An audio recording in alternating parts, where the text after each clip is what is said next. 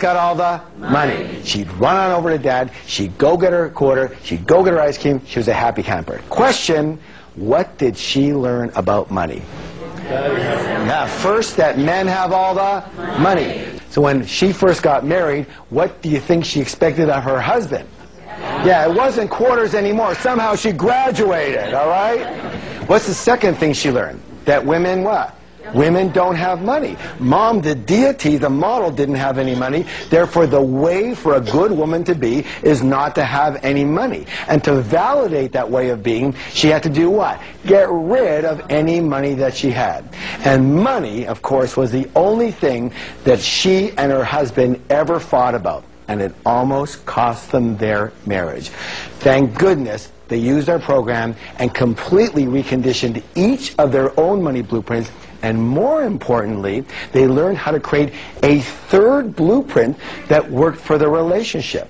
And they've never had another financial disagreement since. So here's the big question. What is your current money blueprint set for? Well, how can you tell? Simple. Look at your results. Look at the fruits. That will tell you what the roots are set for. Look at the house. That will tell you what the blueprint looks like. Let me put it this way. If the temperature in the room is set for 72 degrees, chances are the thermostat is set for how much, guys? 72. Now here's where it gets interesting. Is it possible, because it's really cold outside and the windows are open, that the temperature in that room could, say, go down to 65 degrees?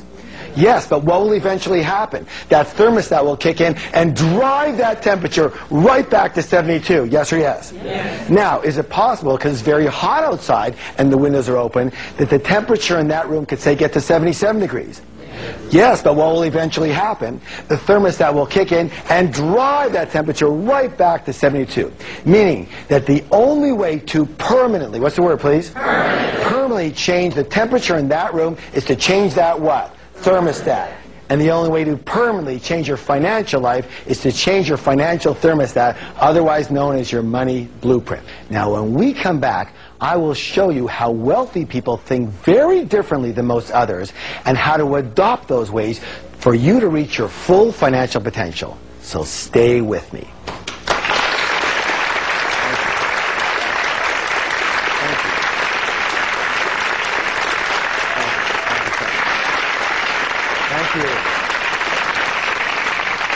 We call the process of manifestation. Do you remember? Your thoughts lead to your feelings, which lead to your actions, which lead to your results.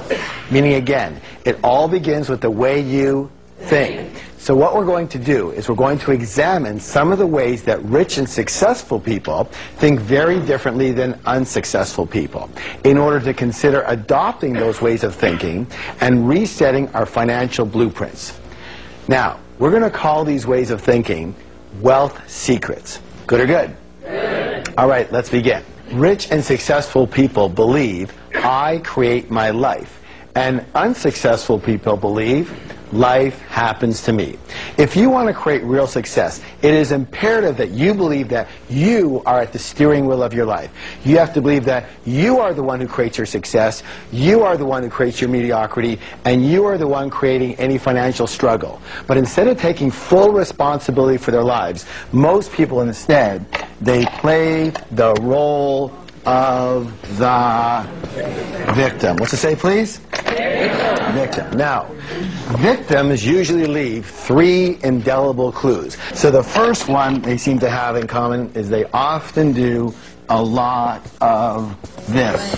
What's the word, please? Blame things. They blame the economy. They blame their type of business. They blame the stock market. They blame the real estate market. They blame the city they live in. They blame the taxes or the government or their employee or their employer. They blame their manager. They blame their partner. They blame their upline. They blame their downline. They blame their husband. They blame their wives, their boyfriend, their girlfriend. It's always something else. It's always someone else. And everyone wants to blame their parents for something.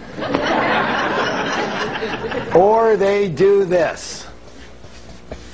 What's the word, please? Justify. Thank you. They justify their situation by saying something like, well, you know, money's not all that important. Well, let me ask you a question. If you said that your husband or your wife or your boyfriend or your girlfriend wasn't that important, would they be around for very long? I don't think so, and neither would what? Money. If you didn't think having an RV was important, would you buy one? Would you have one? Of course not. If you didn't think having a pet parrot was important, would you buy one? Would you have one? Of course not. If you don't think money's important, would you have any? Of course not. You know what? You can actually dazzle your friends with this information. Next time one of your friends comes up to you and says something like that money's not important, here's what I want you to do. I want you to put your hand on your forehead, look up to the heavens and go, "You're broke." And they're going to go, "How did you know?" And you're going to go, "What else do you want to know? That'll be 50 bucks, please. You have a whole new business." Of course they're broke. Let me say this right now. Anybody who says money's not important doesn't have any. And of course there's going to be people who go, "Well, it's not as important as love." What's the comparison? You know, what's more important, your arm or your leg? Maybe they're both important in what they do, yes or yes? Yes. All right. Now, here's the next one. The third one is this. What's it say, please? Complain. Excellent. Complain. Let me say this right now. Complaining is the absolute worst possible thing you could do for your health or your wealth. The worst. Why? There's a universal principle that says, what you focus on expands. Would you please repeat that with me? What you focus on expands. Hey, good job. Now, when you are complaining, tell me, what are you focusing on? What's right with your life or what's wrong with your life?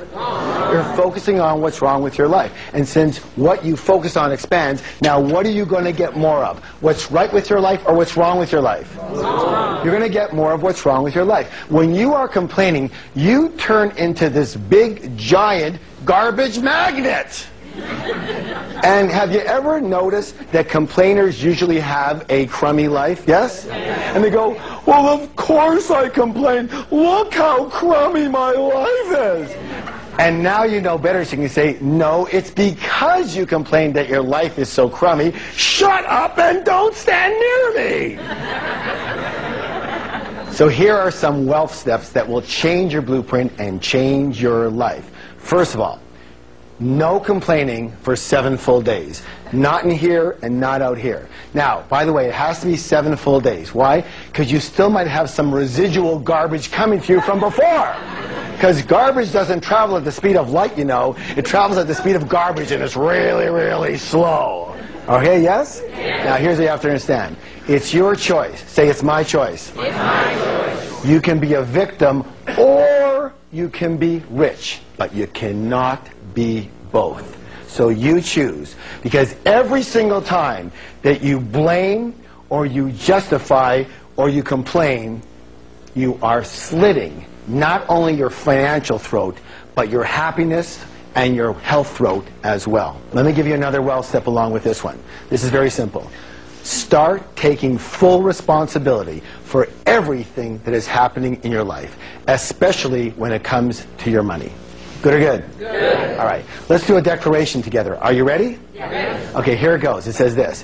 I am creating the exact level of my financial success. Let me hear you. I am creating the exact level of my financial success. Excellent. Next, we're going to do an exercise. Here's what I want you to do. I want you to think of your financial goals in terms of 2 things. The first one is in terms of, let's say, income. What's the word, please? Income. And the second one is in terms of your net worth. So take a moment to think about this, everyone. And I'm going to give you a couple examples. Let's say that one of your financial goals for income is that, you know, you want to earn, say, $100,000 a year. Not good or not bad, just say $100,000 a year. That's an example, yes? Yes. And let's say your goal for net worth might be $1 million. Is that possible? Yeah. All right, good. Now, here's another wealth secret. Rich and successful people, they play the money game to win. Most other people play not to lose. Here's the thing. Most people actually play the money game on defense versus offense. In sports, let me ask you a question. Anytime you play any game strictly on defense, tell me, what are your chances of actually winning that game? Very slim and very none. And most people's primary concern is survival and security. So what is your goal? What is your true objective? What is your intention? Wealthy people's intention is to create abundance. Most broke people, their intention is to have enough to pay the bills, or just get by, or I just want to earn a decent living. And you know what?